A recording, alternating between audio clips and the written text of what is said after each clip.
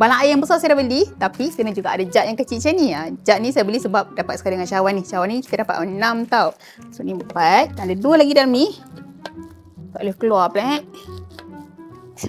Okay. So 6 cawan. So ni jug dia. Cantik. Wah, nampak macam kristal kan. Saya suka betul design yang macam kristal ni sebab nampak mewah. Tapi sebenarnya dia plastik je. Tapi plastik dia plastik berkualiti lah. BPA free. Dan kini kita boleh letak air panas boleh. Air sejuk pun boleh juga. Siap penutup dia. Penutup dia jenis kedap tau. Nampak tu. Saya nak buka pun ketat. Sebab dia ada getah kat tepi ni.